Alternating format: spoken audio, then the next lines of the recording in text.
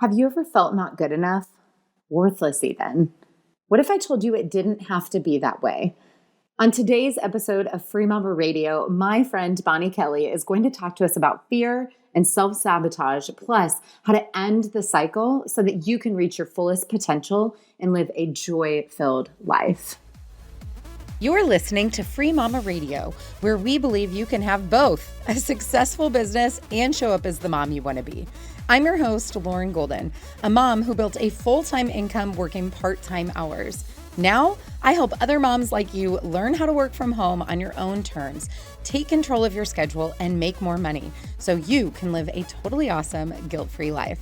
I am on a mission to make sure that no mother has to choose between family and financial stability. So if you've been wondering, can I really have it all? This podcast will give you the answers. Speaker, author, and coach Bonnie Kelly is the founder of Rebels for Joy, a movement on a mission to help women radically transform the way they think and feel. Through her dynamic teachings, she has equipped thousands of women with the necessary tools to realign their purpose, passion, and power, all fueled by authentic joy. If you are ready to remove the mask and the cycle of self-sabotage, we're going to dive into that and let your truest light shine, then it's time to answer the call of greatness and become a rebel for joy. Bonnie, welcome. Hi, girl. I'm just so excited. Free Mama Radio is brand new in my world, and I feel like I am just getting this opportunity to interview all of my friends about their life. It's really, I should have started a podcast a long time ago. I didn't realize how much I would enjoy the process of just being able to like pick people's brains. You've got a podcast, so you know how good this feels. It's been a blast. It's been so much fun to just nerd out with your friends, to support them in the epicness of where they're at, because all of us are unique and shine so bright in our own ways. And I think that, by showing up to serve each other and highlight each other is just the greatest gift and compliment you can offer. So when I see you, we're new friends. We met through a mutual friend. Both of us asked her to be our friend, and then she created a group where we could all be friends. So we're internet friends. It's where I find all my best friends, is on the internet. And I think if I could do a one-word association game with you, the word that would come up would be joy. And I think that's probably not on accident. That's something you've built a lifestyle, brand, and business around. But let's go back to the beginning, because joy, I think, is something that you had to find. Did you always know you were entrepreneurial? Did you dream of building a business someday? Like, how did you get to creating a business where you literally help women be joyful? That is probably the best question that nobody has ever asked me. And I've been on hundreds of podcasts, if not more. I mean, it's just so funny that you asked that. I was a weird kid, and I would literally walk around with a briefcase. And Really? I did. I was always like business, numbers. Any Lego fans? I see the Lego movie, right? Everything is awesome. Like, that was me. Like, I was like that kid. Like, and I was just like, let me see where your paperwork stands, and like, I would do all this weird stuff. And that was my playing pretend. I didn't get to do a lot of it because I was the only girl that grew up in a neighborhood and a house full of all boys. So if you could imagine, like, none of them wanted to play pretend. So instead we were like baseball, hockey, soccer, roller skating, biking, building forts, like all of that stuff. So I had to learn to become a dude pretty quick so I can hang with anybody besides myself and my Barbies. I love that. Oh my goodness. Okay. So where do you think that came from? I think honestly that 100% probably just came from my divine plan. Oh my goodness. That's a really powerful answer. I was not expecting that. I love that so much. So where did you go from there? You learned to hang, you're hanging with the dudes. When did you start your business? I did not start my business. I didn't actually, I didn't become an entrepreneur. I actually dabbled in it a little bit, but I didn't realize that I was dabbling in it by joining like different MLM companies when I was like 18, 19. But I didn't actually go into business until I was about 24 years old. I opened my own real estate business. So of course you are still working for a broker, but you are your own entrepreneur within that umbrella. And I didn't realize at the time that I was an entrepreneur then, because you're in a system or a model, but you still have to build your own brand. You have to build your own self. And so that happened for then, but that was not like the journey. So, we're really kind of skipping over the fact that I took a long hiatus from life for quite a while. So right around 14 is where my life kind of went to a really dark space, Lauren. That was where the sexual scandal of me being a child of sexual abuse got exposed. And I had confided in a boyfriend at the time that, this family member had been abusing me since I was 8 years old and was still abusing me. And, it was a secret. He wasn't supposed to tell anybody. And of course, he went and told the guidance counselor, thankfully. And then Child Protective Services and all this stuff came around. And, before that, there was already all this trauma from the loss of my real father and being thrust into a different family and all of these feelings of just not being good enough and not worthy. And so that stuff then, really started to plant these seeds in my mind that I was not capable of achieving anything, that I was worthless.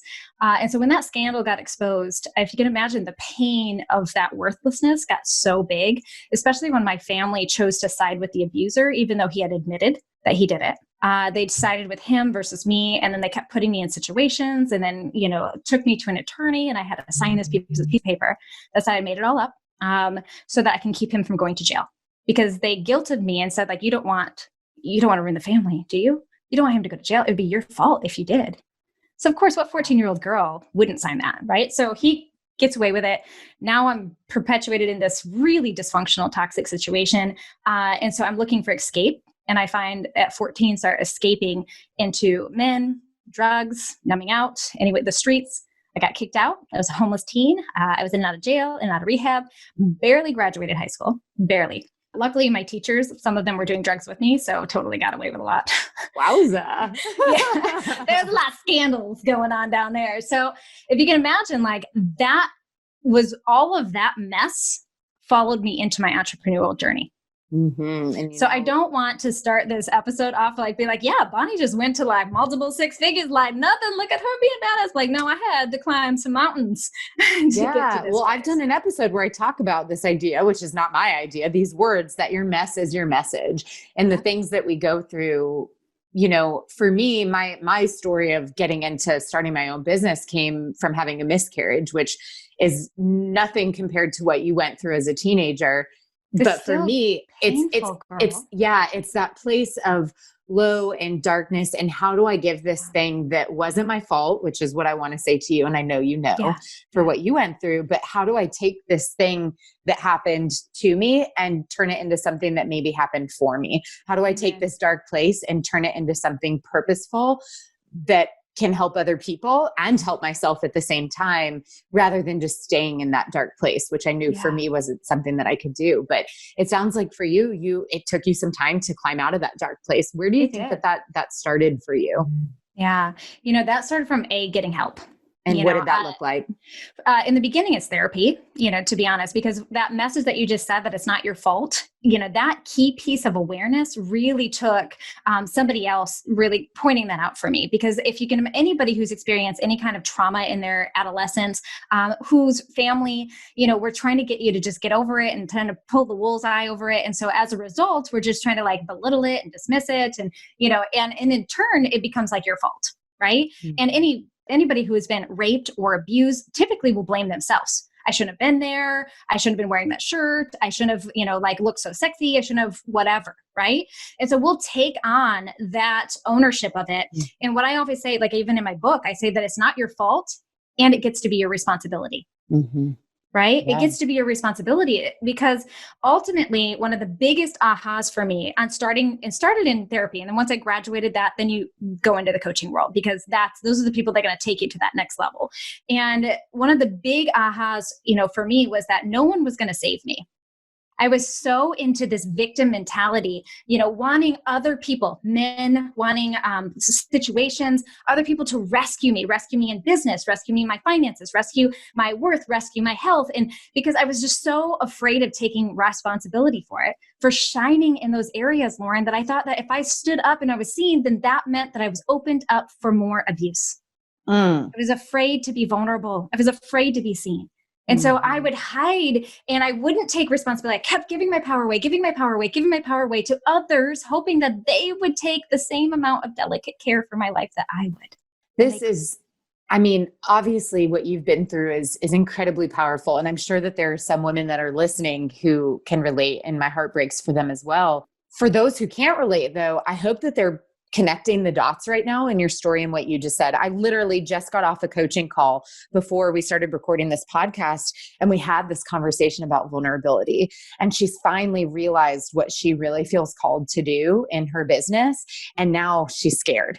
She's put some walls up, whereas before it was like, well, I'm like, I'll be a VA and I'll just like, I'll answer people's emails and I'll do whatever. But like when she really once she kind of accepted that truth and that like thing, now she's like, what if people judge me? What if people hate it? And so now she kind of has those walls up about being vulnerable, because I think once you hit home on what you're talking about and you declare it, it feels more real, right? Than just, I'm going through the motions, I'm doing what I'm supposed to be doing or what I have to be doing. It's like, now you're like actually living your purpose. And so I think that's really powerful. Yeah. You don't have to have experienced trauma, right? You don't have to experience the loss of a child or, sexual abuse or dysfunction or homelessness or, anything. You literally could have just grew up in a house that had seriously high expectations of who you should be and what you should do, that has really taught you to play it very, very safe. Because if you don't succeed, your worth is on the line. Your worth is on the line. And then what does it say about you? If you take that risk and you fail, then who's going to be disappointed in you? Whose love are you going to lose? And so it doesn't matter the experience.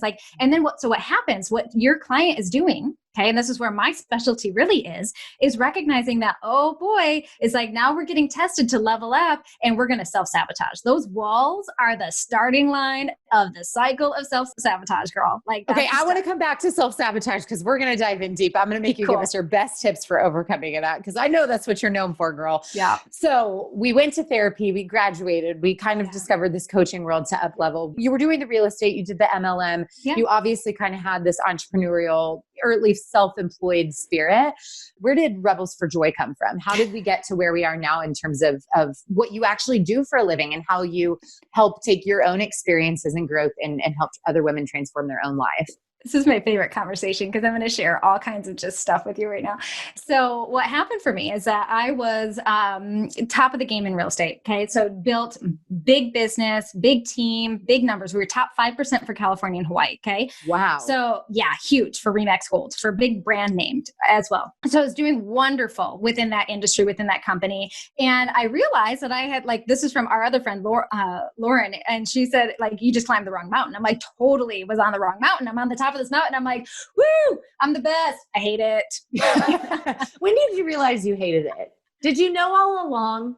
No. I really did love it. But it was really I started realizing as I'm climbing that I was meant to do more. I really was meant to be a speaker, author, and a coach. But the guy that I was with at the time said that it would be shameful for me to share that and embarrassing to him and me if I would write my book to the world and expose my dark secrets.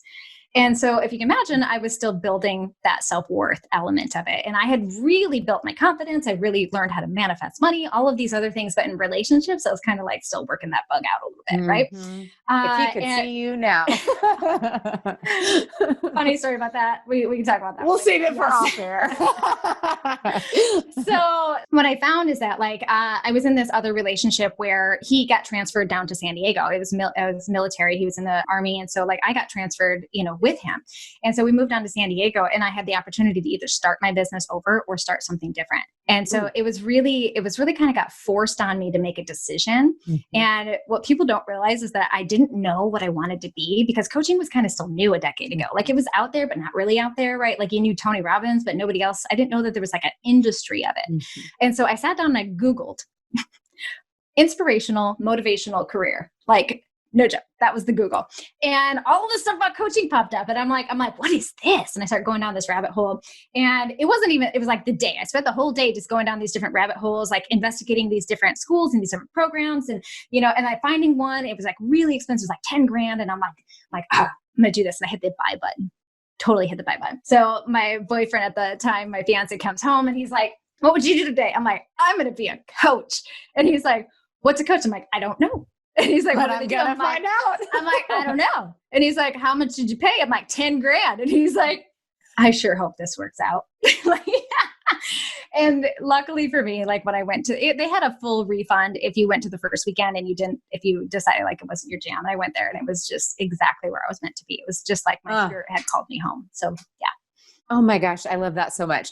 So you now have this business called Rebels for Joy. What does that mean to you?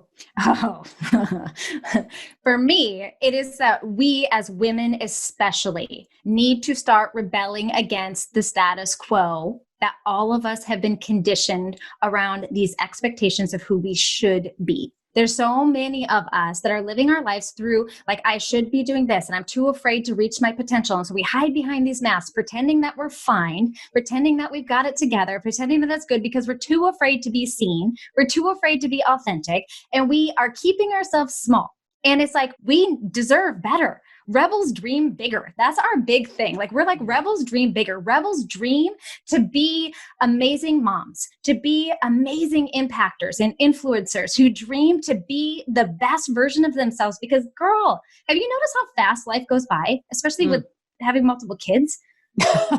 Faster and faster every year, for sure. Gosh. And it was like, for me, it's like, I refuse to spend the last 65 years I've got on this planet, and I'm optimistic about going over 100K. So the last 65 years on this planet, living small. I just refuse to do it. So what we've done is that we developed this community that is like, we're going to teach you all of the necessary skills and tools to do the deep dive into the subconscious mind, to hit the reset button on all of the limiting shit that is holding you back from living your best life. So good. So stinking good. Okay. So one of the things that you touched on is you hit the M word, which is obviously who I work with, is moms. You started your business before becoming a mom. You have a daughter, right? I do. One daughter. Okay. So how did having your daughter change you as a professional? Talk about an identity crisis. Yeah, tell me about it. Yeah, I went through a major identity crisis because even in the coaching world, so even before we launched Rebels for Joy, like I was Bonnie Kelly, like that was the jam. I was like the identity brand, following, being that online influencer, which was amazing. I did a lot of wonderful things. I was traveling a lot, on all the top stages. And as soon as I became a mom, I realized that my priorities shifted. My audience, who I wanted to talk to, shifted. My message shifted.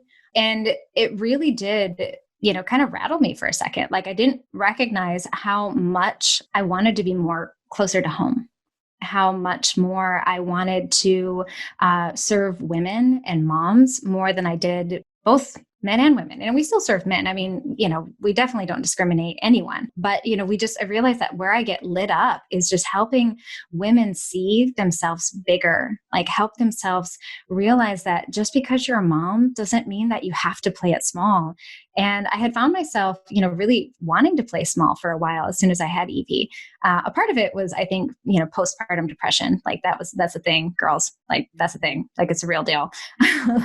And that part, like I had to just navigate myself through a little bit. And, we had hit a big hiccup in my personal business as well. My team kind of crumbled around me, and it forced me into a choice to rebuild how I was doing business, or it gave me the opportunity to build something different. And for me, I actually had all the trademarks and everything for Rebels for Joy for over 2 years. I had worked with a coach to really understand the brand, the movement, the logos, the design, all of it. And it was just sitting on the shelf. When all of that unfolded, I recognized it was my opportunity to truly decide who I wanted to be and how I wanted to show up, not just for myself, but what kind of example do I want to set for her?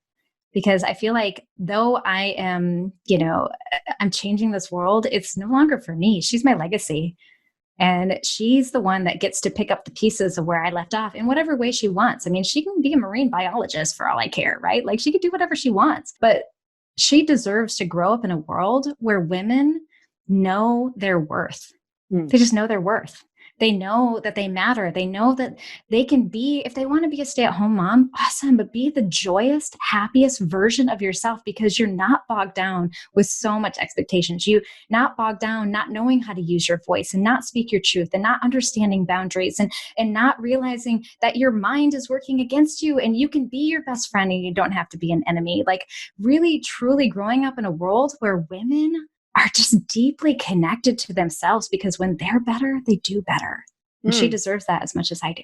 Oh my gosh, this is just so good. I am so excited for all the free mamas to listen to this because you are just speaking so much truth into them. And I want them to hear your voice echoing through their head until they believe it themselves, which is exactly what you're talking about. You've now rebuilt your business twice, basically. Like I know your first was a pivot, but you've used this word rebuild. Like I was at a crossroads in my life where I had a choice where it was do it again or rebuild something new. Like you've used this word twice. And so it really stuck out to me. Something that is really common among my students and other women inside of the Free Mama community, I see it a lot, is that they might be at this crossroads. They have a decision to make, right? It's take the promotion at my 9 to 5 or really go for it. It's, lean into this that I really want to do or do this because it seems like the safer choice, right? Like we're constantly faced with these moments of crossroads where we have the opportunity to build something new and intentional for ourselves. But a big thing that I see holding my students back is this idea that things have to be perfect first before they can actually start. But what I've heard from you twice now is that you didn't have that either time. You didn't know what it was going to look like. Like, what can you offer those women about getting out of their own way and just kind of going for it? And I know you're a very spiritual, I know you answered at the beginning. Like, I think it was just this divine thing. I don't know.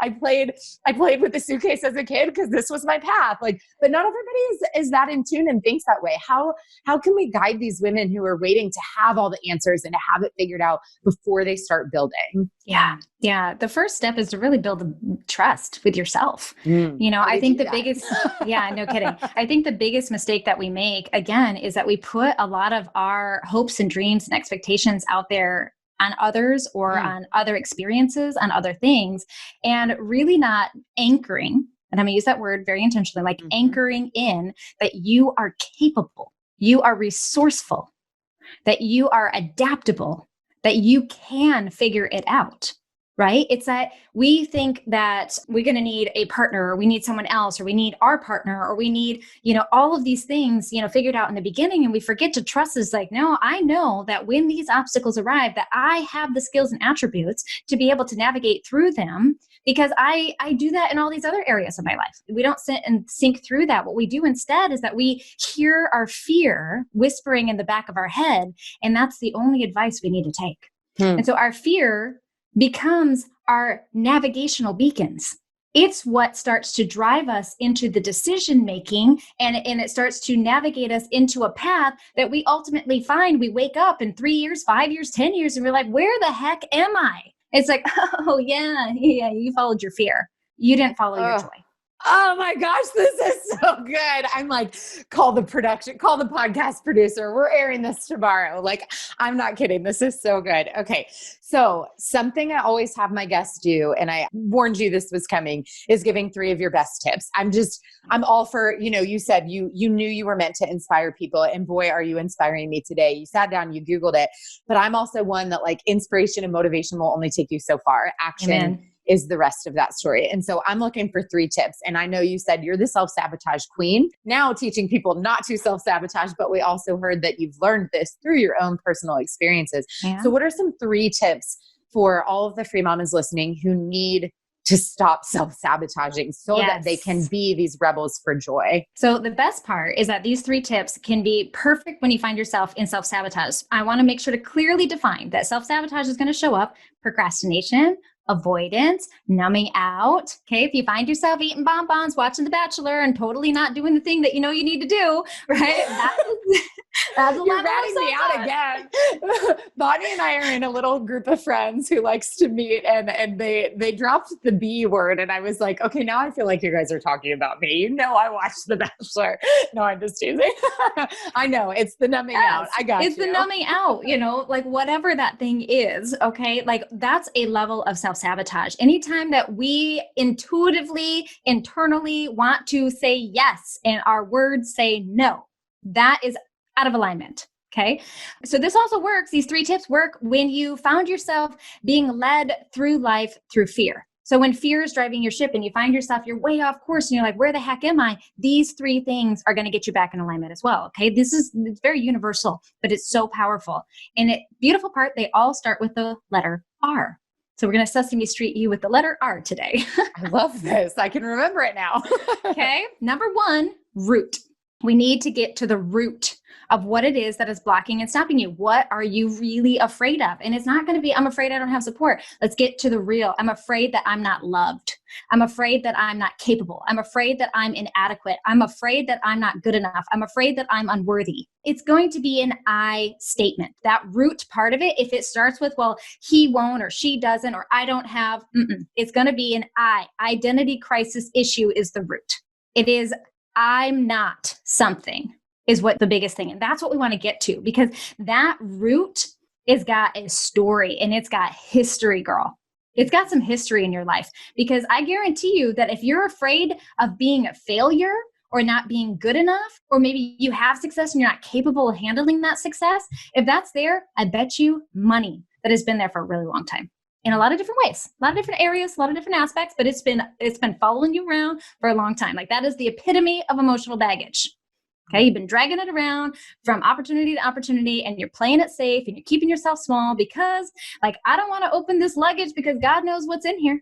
Because really, at the root, there might be hurt and pain and shame. So we want to get to the root of that. The second one, now the second phase, once you identify that, is now we're going to release. So root, release. Release requires assistance. You're going to release because you're blinded by the light. You guys, you're blinded by your shadow self. Like you're not able to see it. Whether that help means a product or a program, whether that help means a coach or a counselor, whether that help means your best friend or spouse, whatever that is, the release means that we need to release the story that you've been telling yourself for decades of why you're not capable, why you're inadequate. You need to release all of the evidence that you've gathered to support that story of why you're not good enough and why you're not capable. We need to reframe the way that we think about them. We need to release the pain and the hurt that you've been holding onto and the anger and the regret. You guys, in Buddhism, there's a saying that says, holding on to anger is like drinking poison and hoping the other person will die.